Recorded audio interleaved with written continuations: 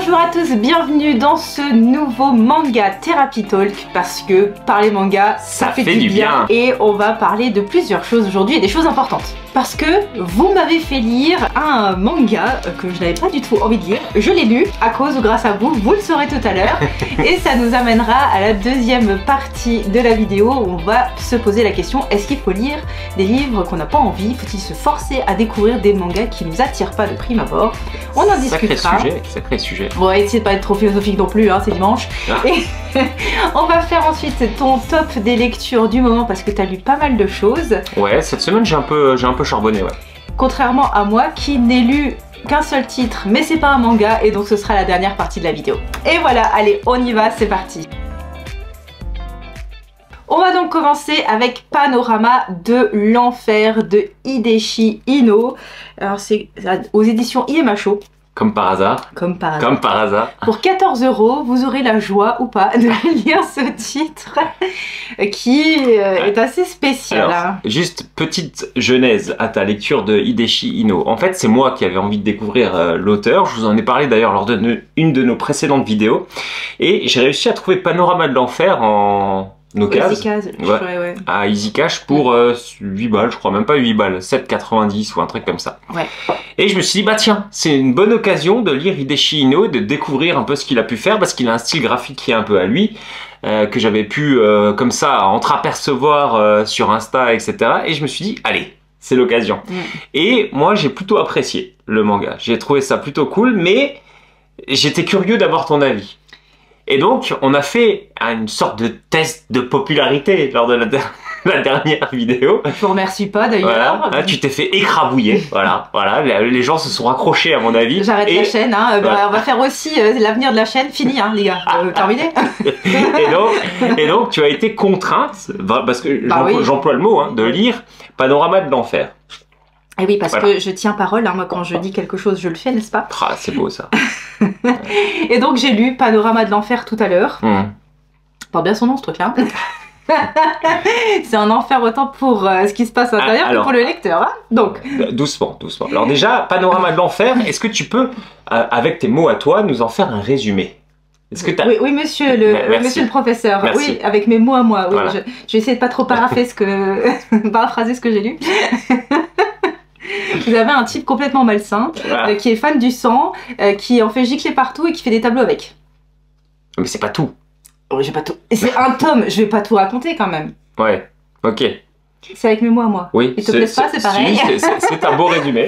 C'est un beau résumé. Ah, tu vas pas te dire de faire une synthèse en 3 parties. Tu vas devoir te faire un résumé.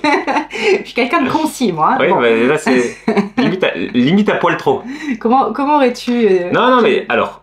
Maintenant, Panorama de l'enfer. Ok, alors c'est un univers qui est vraiment particulier déjà. Oui. Hein, on est vraiment dans un style horrifique, glauque, gore, sanguinolent, avec des zombies, avec du sang partout, avec des animaux, des personnes décapitées, tuées, l'horreur. Mais derrière...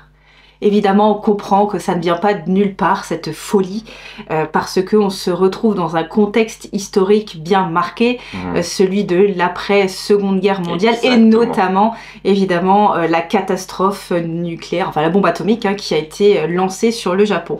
Et on entreaperçoit, disons, ce qui a pu rester au fond de certaines personnes qui s'expriment pas forcément en vrai, encore heureux parce que vu les horreurs qu'il y a là-dedans, mais qui peuvent quand même par bribes s'exprimer, et qui démontre à quel point l'horreur engendre l'horreur. Voilà. Ouais, c'est ça. C'est en fait le traumatisme, pas forcément interne, on va dire. Vraiment un traumatisme interne, pas forcément conscient, sur ce qu'a été ce passage de l'histoire. Ouais.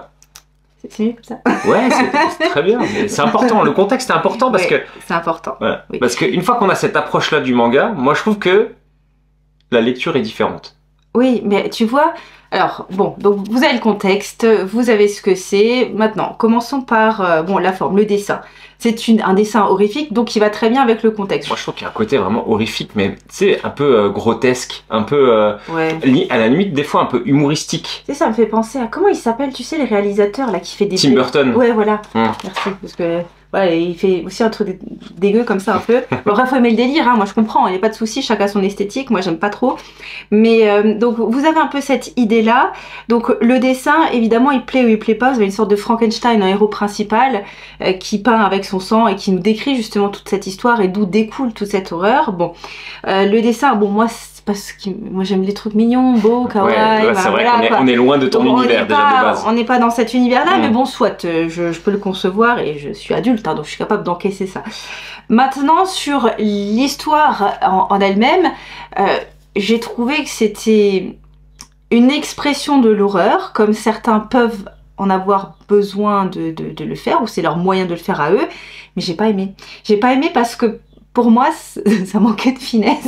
Oui, alors là, je suis complètement d'accord avec toi, c'est vraiment loin d'être fin. Ça manquait de finesse, et non seulement de finesse dans ce qui se passe entre les personnages, mais aussi dans la finesse dans l'explication. Tu sais, on dit, il est fou, ils sont dégueulasses, ils tuent tout le monde. Oui, mais il y a eu ça. D'accord. Bon, heureusement que toutes les personnes qui ont vécu cette horreur n'ont pas agi comme c'est démontré dans le manga, parce que là, il n'y aurait plus personne sur Terre. Si tu veux, je comprends, mais ça, même si je comprends, ça me permet pas d'apprécier. D'accord. T'as pas été un peu, limite un peu touché par le son? Pas du tout, ok. Bon. J'ai été touchée par les fleurs de cerisier, là. De Fumio Kuno. De Fumio Kuno, voilà, ça m'a touchée, oui, tu vois. Ok. Voilà. Bah, moi j'ai trouvé justement que ce côté horrifique et à la fois grotesque, et ben ça rendait vachement hommage à l'histoire. En fait, moi j'étais pris dedans tout de suite. Oui, mais je peux l'entendre, tu vois, mais chez moi ça n'a pas fonctionné. Ok. Ouais. Après, on s'y attendait un peu. Tu veux dire qu'il n'y avait pas de grande surprise à ce que tu n'apprécies pas? Ce qui nous amène au point numéro 2. Non, mais attends, parce que. Ah, tu veux pas? Ouais, j'ai pas tout à fini. Parce que, en fait, moi, pourquoi j'avais envie que tu lises ce manga? Ouais, parce que je pensais que justement, t'allais passer outre le style. Je me suis dit, ah tiens, le sujet, il est quand même plus profond qu'il en a l'air. Et peut-être que ça va te faire passer outre le style. Tu vois, alors que je savais très bien que le style graphique c'était pas pour toi. Ouais, non, mais tu vois, le style graphique à la limite, c'est bon, tu vois. Mais c'est vraiment cette histoire, cette accumulation de violence sur la violence, sur la violence, sur l'horreur, sur le dégoûtant, sur le dégoûtant. Mais tu trouves pas que. Sans lueur d'espoir presque. Mais tu trouves pas que c'est vraiment comme ça au début et ça allait vachement moins à la fin? Non. Non. Je trouve que c'est tout au long. Hein. Ah ouais? Ah ouais, il n'y a pas pour sauver l'autre là-dedans. Hein. Très violent au début, surtout, quand on a ce truc qui... En fait, la mise... le début du manga est quand même ultra rude. J'ai trouvé ça, avec les explications, la mort, le truc, c'est tout. Et comme tu dis, c'est sans artifice, hein. Il n'y a pas de fioriture, c'est très brut dans la manière de raconter. C'est très brut aussi dans le dessin, mais je trouve que ça s'adoucit sur la fin. Ah bon? Ouais. Quand il tue tous ces gosses, là. Pardon pour le spoil. Ah ouais, ok. Ok, bon. On sera pas d'accord, je pense. Mais c'est marrant parce que... Non, je trouve aucune douceur là-dedans. Mais il n'y a rien à sauver pour toi dans le... Je dis pas qu'il n'y a rien à sauver, je pense qu'il y a un public pour ça, mais c'est pas moi. Ok, ouais, bon. Voilà, donc moi j'aime pas avoir ce genre de choses. En fait, si tu veux, c'est un peu superstitieux, mais j'aime pas avoir ce genre d'éléments négatifs autour de moi. J'ai l'impression que ça me pollue, tu vois. D'accord, ok. Et... c'est vrai que c'est un peu bizarre ce que je raconte, mais je dis pas que je dis jamais des choses terribles ou que je m'informe pas de l'histoire ou que je sais pas ce qui s'est passé, c'est pas ce que je suis en train de dire. Je dis que là c'est une expression artistique qui moi me déplaît. Ok. Mais il faut que ça existe, voilà. Comment il disait, je me battrai pour que votre idée soit défendue. Bref, ça s'arrête là. Voilà, donc non, j'ai pas du tout accroché. Je préfère qu'on me parle autrement de l'horreur, mais je comprends que certaines personnes ont besoin d'exprimer de l'horreur avec l'horreur. Mais du coup, je trouve que c'est pas subtil. Non, là, c'est vrai que c'est pas subtil. On est d'accord. Donc on peut passer au deuxième point. Oui, c'est bon. C'est bon. Faut-il donc lire un manga ou un livre de manière générale qu'on a a priori pas envie de lire? Alors, c'est vrai que de prime abord, on pourrait se dire oh bah non, on lit ce qu'on veut, si déjà c'est du loisir, on n'a pas à se forcer, etc. Moi, je suis pas tout à fait de cet avis, c'est pour ça que c'est... Bon, ok, c'est pour ça qu'on s'aime. Quand même qu'on ait des choses en commun. On en a plus que tu ne le crois, quand même. Ah, mais je sais bien. Mais non, moi je pense que oui, il le faut parce que même si j'ai pas forcément passé un excellent moment, ça m'ouvre quand même la voie à d'autres formes d'expression qui peut-être sans l'avoir lu et sans m'être plongée dedans m'auraient complètement rebuté de prime abord, mais maintenant je suis plus ouverte. Bah, c'est comme tout, hein. Quand vous connaissez pas, quand vous n'en avez jamais entendu parler, quand ça vous intéresse pas, vous êtes forcément plus fermé que si à un moment donné vous avez ouvert une petite fenêtre. Voilà, c'est comme ça pour tout. Donc là j'ai ouvert cette petite fenêtre, je vais pas ouvrir la porte en grand, mais au moins j'ai une petite idée de ce qui se passe à l'intérieur. Donc oui, je pense que pas tout le temps, mais de temps en temps, oui, sortir. Et puis en plus, ça vous fait du bien de revenir dans ce que vous aimez. Ouais. Vous vous dites, ah bah ce que j'ai aimé, c'est encore mieux. Tu vois, mais on a abordé rapidement le sujet, je crois que c'était dans le podcast avec un viewer d'ailleurs, Ouais.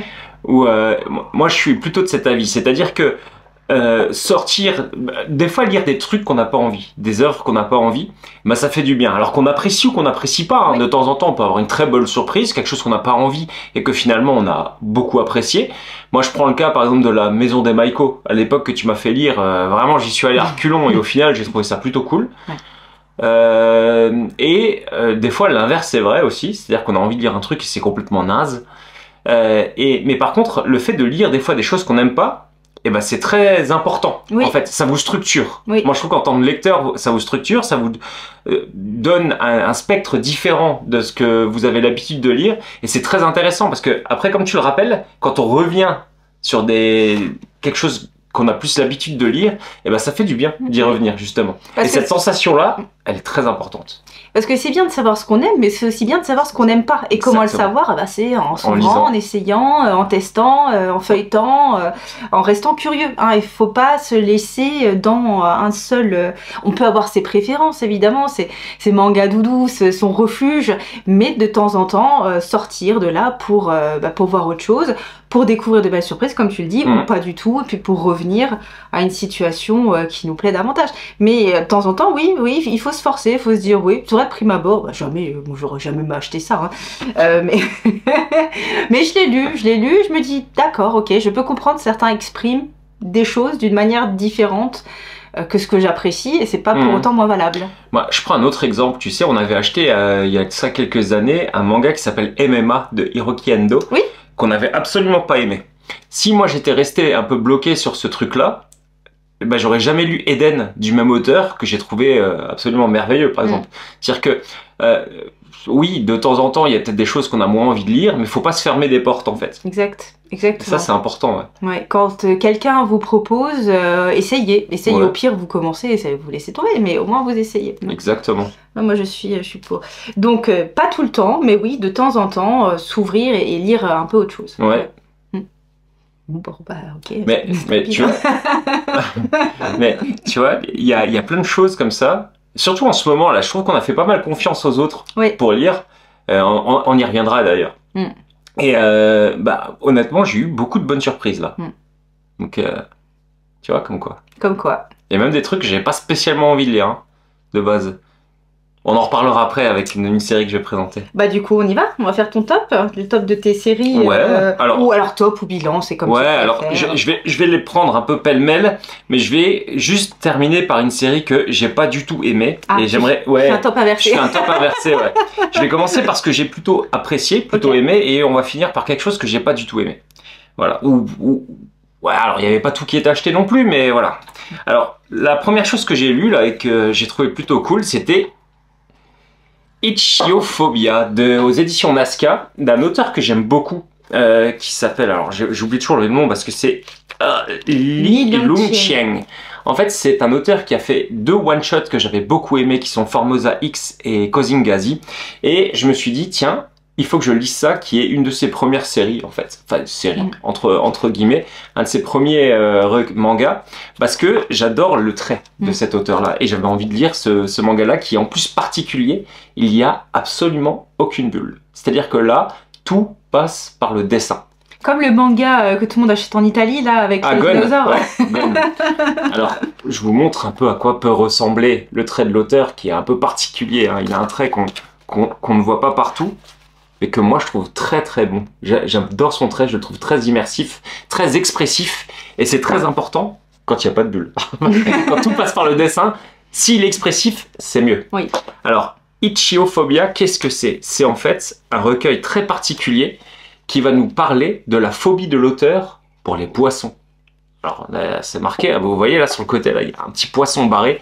Visiblement, l'auteur a une vraie phobie des poissons, et j'ai regardé sur internet, c'est une vraie maladie, ça existe vraiment. Ah bon? Ouais. Et donc, il va, à travers différentes scénettes, nous faire passer ses angoisses. Qu'est-ce que c'est pour lui d'avoir peur des poissons? Et qu'est-ce que ça représente, les cauchemars qu'il peut en faire, à quel point ça peut impacter sa vie. Et honnêtement, c'est ultra dark, quoi. Ah bon? Ouais, c'est ultra dark. Et c'est vraiment très particulier comme manga. Moi, j'ai beaucoup aimé parce que ça part dans une direction, j'aurais jamais cru, parce que c'est évidemment romancé, il y a évidemment une aventure derrière tout ça. Oui, bien sûr, bien sûr. C'est pas juste une succession de scénettes un peu bêtes, non, non. Il y a une vraie story, tu vois, il y a quelque chose de puissant. Il y a presque quelque chose de chevaleresque, je dirais. Parce qu'il part vraiment en croisade contre les poissons, tu vois. Au sens premier du terme, c'est-à-dire qu'il y a des combats avec des épées, des trucs, enfin, au sens premier du terme. Mais ah oui, presque, ok. On n'est pas loin du truc, tu vois. On est vraiment pas loin de ça. Et il y a une vraie morale à la fin, alors qui est très particulière, que moi, j'ai plutôt... Ça, elle m'a fait sourire. Honnêtement, j'ai trouvé ça plutôt cool. Et j'ai accroché complètement à ce récit. Moi, c'était vraiment une belle lecture. Enfin, lecture, entre guillemets, vu qu'il n'y avait rien à lire. Mais c'était vraiment agréable de tourner les pages de ce manga-là, contrairement à un autre. On en parlera après, putain. Et donc, ouais, regardez comme ils sont angoissants, là, ces poissons là, qui envahissent le truc. Ouais, moi, j'adore la plongée. Mais ça, par contre, tu vois, ça, toi, si je te le montre comme ça, t'as pas envie de lire ça? Pas trop. Bah non, pas trop. Mais est-ce que tu vas le faire? Bah bien sûr, bah il est là. Bah, après, nous, on a quand même l'avantage d'être à deux, d'avoir des goûts différents et de... Bah si c'est là... Regarde, il est quand même expressif, le dessin. Franchement, regarde. Il a peur de jolis poissons, là? L'angoisse, regarde. Regarde comme ils sont hostiles, là, ils ont des sabres et tout. Voilà, ça n'a rien à voir. Ça n'a rien à voir. Et tu vois, et sans ce manga-là, je ne serais jamais allé me renseigner sur ce qu'est cette maladie, qui existe vraiment, tu vois. Et à la fin, justement, on en parle un peu, il en parle un peu. Tu vois. Voilà, tout ce qu'il n'a pas pu écrire, il l'écrit dans la... sur la jaquette. Tu vois. Mais honnêtement, déjà, le sujet, moi, il m'a surpris. Je savais même pas qu'on pouvait avoir peur des poissons, tu vois. Après, quand on y pense, ouais, c'est vrai que ça fait peur, les poissons, quand même. N'importe quoi, c'est trop beau. Ouais, je peux t'en montrer 2-3 qui sont bien dégueulasses quand même. Oui, bah ça c'est sûr, comme tout le monde. Hein. Ichthyophobia, franchement, sympa. Ouais, je m'attendais absolument pas à ça. Je pensais pas que le récit allait passer partir dans cette direction.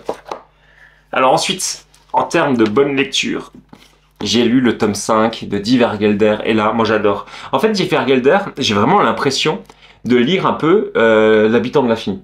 Franchement, il y a quelque chose de L'Habitant de l'Infini dans Divergelder, dans l'histoire. Parce que c'est le même auteur, hein, pour ceux qui ne savent pas déjà. C'est le même auteur, c'est Samura. Par contre, évidemment, ça se passe dans une ère un peu plus moderne, ça se passe avec des gros flingues, il y a des... alors, on parle de drogue, d'autres sujets, quoi, hein, de prostitution, de grands groupes qui la main mise, tu sais... comme dans l'Habitant. Mais c'est vrai, mais franchement, moi, j'y vois, en termes d'histoire, j'y vois un vrai point commun. Et comme dans L'Habitant de l'Infini, moi, quand je commence à lire Divergelder, j'arrive pas à décrocher, quoi. Là, je m'étais fait mon petit paquet de 4 tomes, là, mais je les ai lus tous d'un coup. Et avec le plus grand des plaisirs. Même si, honnêtement, j'avoue que c'est très dur. Il y a des scènes... Ouais, des scènes difficiles. Il y a des scènes très compliquées. Hein. Alors là, il y a tout le monde qui prend dans sa figure. Il n'y a pas de distinction d'âge, de sexe. Hein. C'est tout ce qui passe, tout ce qui a 2 bras, 2 jambes, ça se fout sur la gueule, quoi. C'est d'une violence qui est quand même assez crasse. C'est dur à lire. Par contre, c'est toujours magnifiquement dessiné. Moi, je dis que Samura, il a quand même un talent pour ça. Il a quand même un don pour animer, tu sais, ces mangas. C'est-à-dire que quand vous lisez le manga, vous avez presque l'impression des fois de regarder un peu un film. Tu vois, c'est vraiment hyper dynamique, c'est très fluide et c'est toujours très bien découpé. L'action, elle s'arrête jamais. Et quand elle s'arrête, c'est pour laisser place à une autre action. Et donc ça, moi, j'adore, quoi. Donc Divergelder, très belle série. Alors vraiment, ne lisez pas ça si vous êtes sensible, mais très très belle série. Hein. Interdit au moins de 18, enfin déconseillé au moins de 18. Hein. Ouais. Et moi, j'aime beaucoup ces genres de récits vraiment de mafia. Tu sais, et là c'est vraiment un style...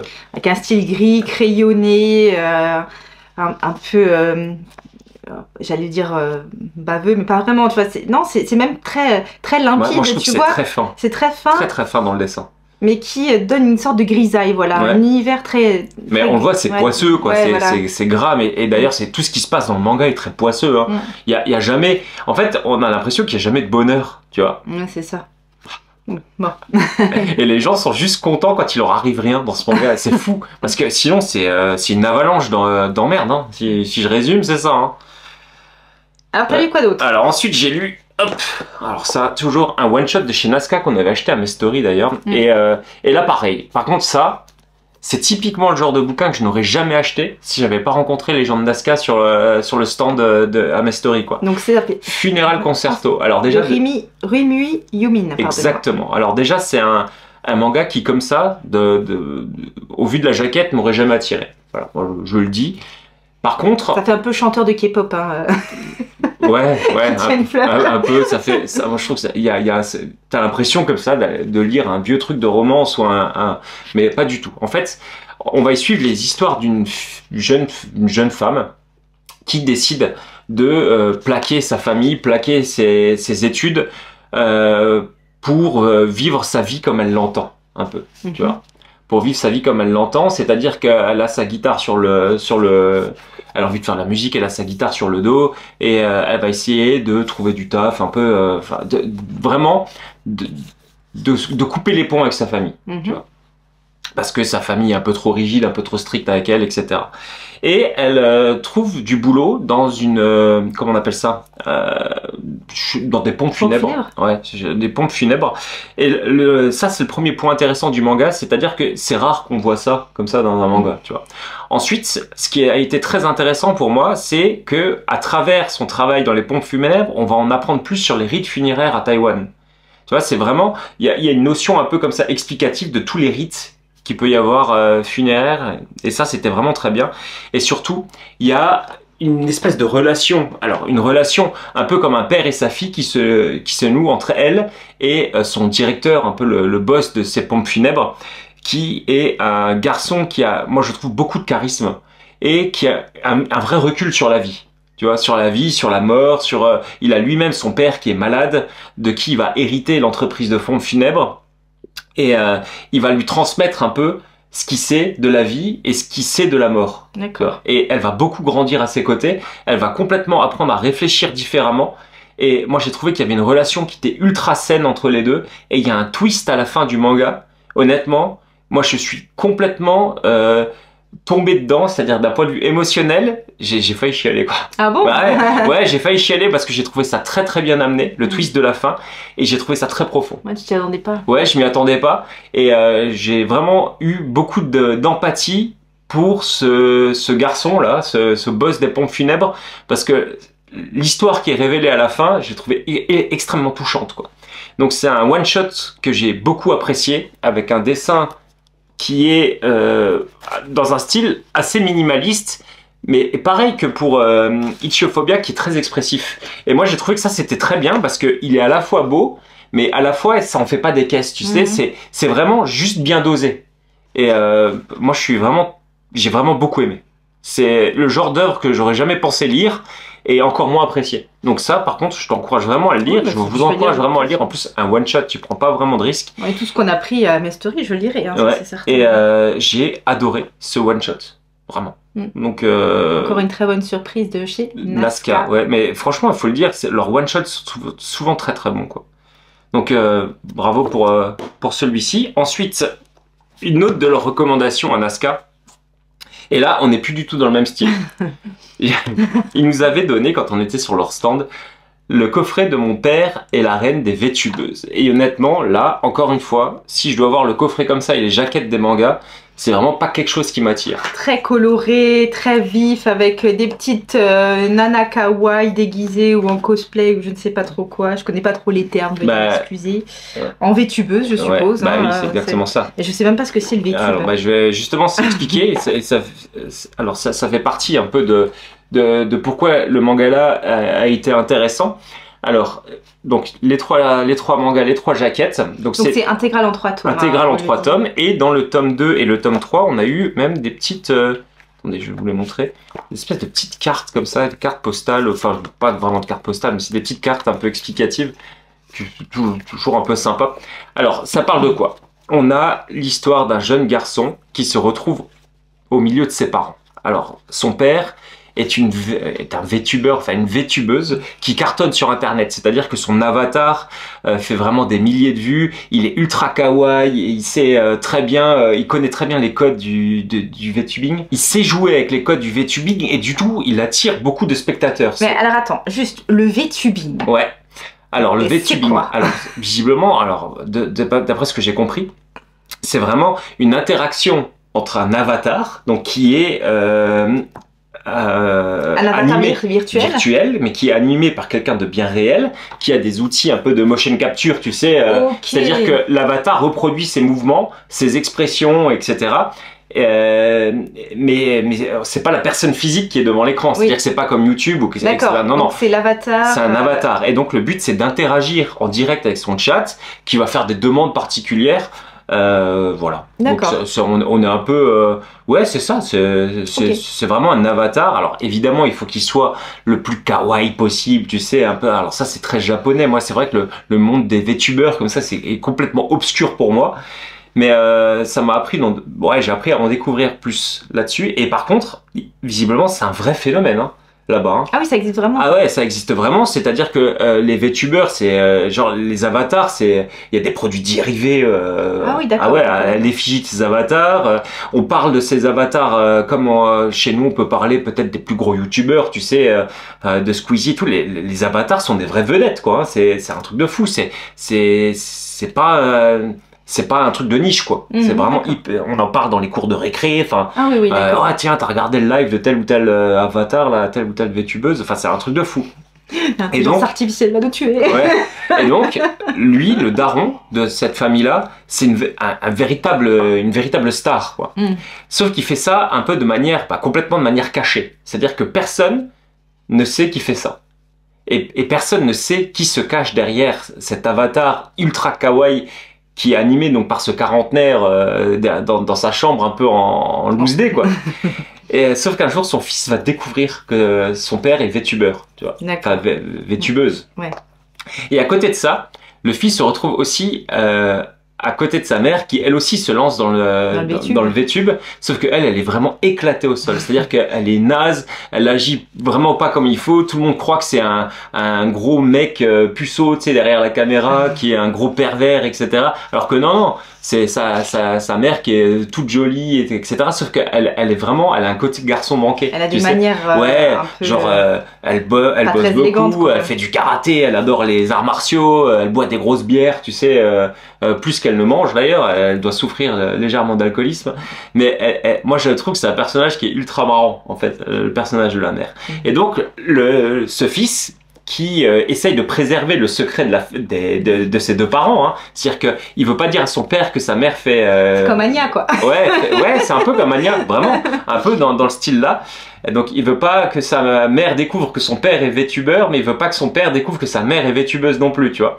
Et donc il va se broder tout un tas d'histoires autour de ce trio-là, qui fait que lui aussi, le fils va être embarqué dans le VTubing, etc. Et il va essayer de prendre les conseils du père pour les refiler à ma mère pour qu'elle commence à avoir un peu plus d'abonnés. Et il se passe des trucs, mon Dieu, c'est vraiment de l'humour what the fuck. Moi j'ai passé un bon moment parce que déjà ça se lit ultra vite, en 3 tomes, mais je pense qu'il en fallait pas plus. Tu vois, plus ça aurait été un peu overdose, trop. Ouais. Là c'était juste bien, c'est un humour qui est... Alors c'est un peu potache, hein, c'est un peu pipi caca, etc. Mais moi ça marche, tu vois. Sur une faible durée comme ça fonctionne bien. En plus il y a un comique aussi qui passe beaucoup à travers le dessin que je trouve très rigolo. Par moment, vraiment ça m'est arrivé de bien rigoler devant le manga, quoi. Donc moi c'est une série que j'ai trouvé très intéressante au final, que je relirai certainement. Mais j'ai envie de lire là. Franchement lis-la parce que c'est un univers qui est déjà inconnu et en plus c'est vraiment un comique qui est bien senti, tu vois, alors ça reste un peu c'est pas de la blague recherchée, etc. Oui, mais ça fonctionne bien, quoi. C'est vraiment du comique de situation. Non mais de toute façon je vais tout lire. Je me suis retenue de lire les mangas, je vous dirai pourquoi après. Ouais. Donc j'en ai pas lu. Ouais. sauf un, mais j'en ai pas lu. Et là, je vais me régaler. Là.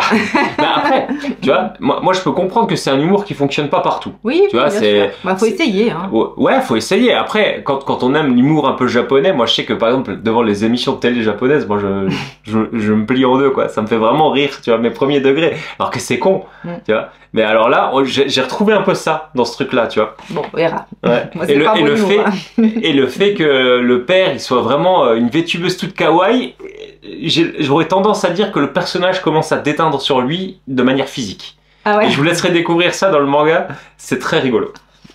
Ouais. Voilà, donc mon père est la reine des vétubeuses, donc tu le conseilles. Hein. Ouais, lisez-le, ouais, ça peut être. En plus, une série en 3 tomes, on prend pas de risque.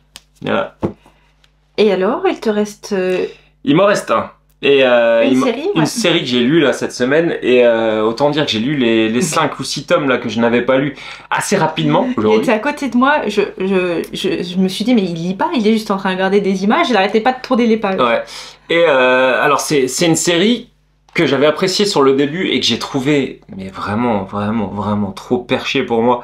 Et à la limite, insupportable et tellement enfantin dans la manière dont ça a été abordé. J'ai lu donc les 7 tomes de Welcome Back Alice de Oshimi. Alors vraiment, c'est une série qui va nous parler d'une sorte de triangle amoureux de base. Alors je le résume assez vulgairement. Hein. Triangle amoureux et qui va tourner autour de l'identité et l'identité sexuelle. Tu vois. Alors, ouais.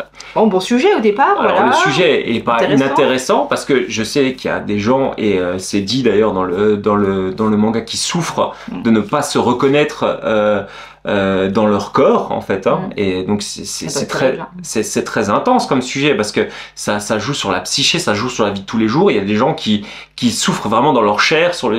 Mais là, j'ai trouvé que c'était une succession de scènes un peu lourde, un peu graveleuse pour rien. En fait, c'était du cul pour du cul sur du cul pour à la finale aborder un sujet qui est grave et de manière assez lourde, tu vois. J'ai trouvé ça très lourd, très pâteau dans la manière dont c'était amené, avec un dessin qui moi m'a laissé vraiment de marbre. Bah, surtout que c'est un sujet qui mérite un peu de subtilité, je pense. Ouais, là c'est vraiment une approche. On arrive avec le bulldozer ouais, voilà. et on trace tout droit quoi. Il y a aucune subtilité, il y a aucun virage, c'est vraiment pas fin. Il y a quelques tentatives de scènes un peu poétiques, notamment sur les derniers tomes que j'ai trouvé. En fait, elles arrivent trop tard. Et elles sont mal amenées, tu vois. Il y a une scène que j'ai trouvée, mais à la limite, enfin pas à la limite, mais complètement ridicule. Alors, vous la verrez quand vous, si vous avez. C'est avec la chaîne là. Bah, ça vient de là, ça s'enchaîne à partir de là. Je crois que c'est dans le tome 6 ou dans le tome 5, je sais plus. Enfin bref, mais vraiment ridicule. Et la relation entre les personnages, alors en plus d'être assez malsaine. Bah, elle est un peu malsaine, hein, en fait, la relation qu'ils ont tous ensemble. Alors, ça pourrait aller, mais je la trouve complètement mal foutue, tu vois. Moi, j'ai absolument rien ressenti en lisant ce manga, à part un ennui profond. Et vraiment, j'étais gêné de lire, pas pour les scènes qu'il y a, parce que voilà, j'ai passé l'âge d'être gêné pour ce genre de conneries. Mais j'étais gêné de lire à quel point c'était mal foutu, tu vois. Et ça m'a vraiment ennuyé, quoi. Ça m'a vraiment ennuyé. Moi, je te voyais tourner les pages à un moment donné et vous avez une succession de pages vite. Quoi. Enfin, vraiment, je me suis dit, oh là, là, vous avez les contours d'un personnage avec oui, non, d'accord. Enfin, je me suis dit, oh là, il y a vraiment un zéro effort de fait. Je pense que c'est une tentative artistique. Hein, oui, c'est un parti pris. Bon. Mais je me suis dit, oh là, j'étais en train de zioter pendant que tu lisais. Mais en fait, ça reflète bien tout le contenu du manga, c'est-à-dire que c'est très vide au final. Alors, et en plus, on a des espèces de post-face de l'auteur qui pas dit que c'était gênant un peu, non? Ouais, c'est un peu gênant qui nous raconte ça comme ça. Alors parce qu'en plus quand il le raconte, la manière dont il le raconte, tu peux pas avoir d'empathie pour lui alors que tu sens qu'il a certainement souffert dans son passé quoi. Et je trouve ça ultra dérangeant la manière dont ça a été fait. Encore une fois, le fond du manga et la forme et le sujet, ok, oui. mais la forme quoi, oh là là, mais quel calvaire quoi à lire. C'était chiant à crever, vraiment. J'ai trouvé ça mais d'un chiant. Mais je me suis absolument pas ça en fait ça m'a absolument pas donné envie de creuser le sujet. Alors que c'est dommage, tu vois, parce que oui. ouais. je sais pas. Je comprends pas pourquoi ça a été fait comme ça. Je comprends pas. Mis à part si c'est pour choquer, ok, il avait peut-être envie de choquer, mais je ça comprends. choque, franchement. Bah ça choque. C'est une succession de scènes un peu trash, un peu choquantes. Ouais, voilà. Mais est-ce que non, Oui, voilà. ça te choque quand t'as 12 ans quoi. Oui, voilà. Après, oui, il faut pas le dire si t'as 12 ans par contre. Oui, non, oui. non, non. Mais oui, quand t'es adulte, non, mais c'est pas choquant par ce que ça raconte, Oui, c'est mais- choquant dans la manière dont il veut le montrer, Ouais. tu vois. Et donc voilà, moi j'ai pas du tout aimé Welcome Back Alice, mais alors, mais pas du tout. Je suis complètement passé, j'ai traversé le manga, j'ai fait un tout droit comme lui, hein. C'est-à-dire, j'ai pas apprécié. Moi, j'ai lu les 3 premiers tomes, que j'avais plutôt, je trouvais que c'était ok, tu vois. Pareil, le sujet intéressant à creuser, mais bon, c'est vrai que maintenant, du coup, j'ai plus du tout envie de lire la suite. Non, et puis vraiment, il y a des scènes, mais qui sont, on a franchi la ligne jaune du ridicule, Ouais, tu vois, dans la scène, dans les scènes, mais vraiment quoi, vraiment. Non. Donc une lecture plus que décevante, parce que moi, comme toi, j'avais apprécié le début du manga. Les premiers tomes, j'avais beaucoup apprécié. Et là, les 4 ou 5 derniers tomes, là, vraiment Bon. nul. Moi, je vais lire quand même, hein, parce que de toute façon, c'est fait vite, rapidement. Oui, Après, bah là, c'est- si tu t'y mets maintenant, je pense que dans 40 minutes, t'as fini. Hein. Oui, voilà. Donc, je vais lire aussi pour me faire mon avis, mais c'est bon, on verra. Tiens, on va faire un redit du point 2. Est-ce qu'il faut lire une œuvre qu'on n'a pas envie? Non, mais si, pour le coup, si, j'ai envie de le lire parce que j'avais commencé, tu vois. Mais bon, tes arguments sont souvent valables, hein, alors donc. Bah Voilà après, ce que ça donne. mes arguments sont peut-être pas les tiens. Exactement. Et ils sont peut-être pas les vôtres non plus. Exactement. Donc on vous attend en commentaire d'ailleurs, hein, Ouais. si vous n'êtes pas d'accord, peut-être qu'on a loupé un truc, enfin, dites-le nous. Bon, enfin, il a loupé un truc, moi je vais voir. Oui, toi tu louperais rien, toi. Évidemment. C'est que moi. Non, j'ai pas lu, Ouais. forcément. Non, mais vraiment. Voilà. Bon, Genre, voilà pour ce top. Mm. Et le et flop. ouais, pour ces tops et le flop. Ouais. Bon, globalement, c'était quand même des bonnes lectures. Ah non, globalement, j'ai passé un bon moment. Même Welcome Back Alice, j'ai pas passé un bon moment, mais je veux dire, je suis pas mécontent de l'avoir lu. Hein. Rendez-vous sur le Vinted.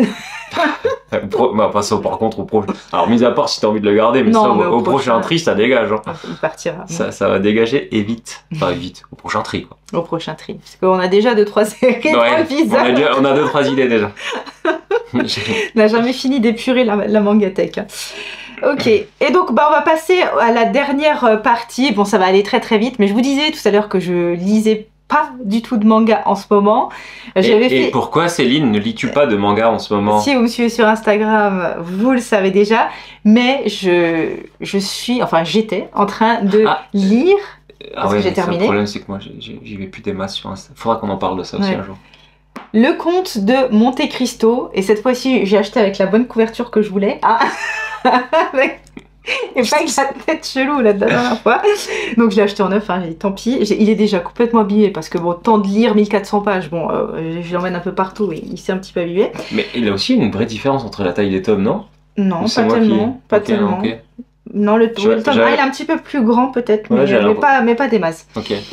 Et donc le Comte de Monte Cristo, évidemment, qui a eu à nouveau le vent en poupe grâce au film qui était sorti, et j'avais très envie de le lire. J'avais attendu le mois de mai pour le lire en même temps de Jessica de la chaîne Je peux pas, Agilité Culture. On s'est dit on va le lire en même temps parce que quand même un pavé comme ça, peut-être qu'à un moment donné on en aura marre et on aura besoin un petit peu de soutien l'une de l'autre. Ah c'est beau ça, c'est la sororité. Ouais, oui, beau, oui. J'aime pas trop ce mot, je le trouve pas très joli à l'oreille. Il est vraiment dégueulasse même.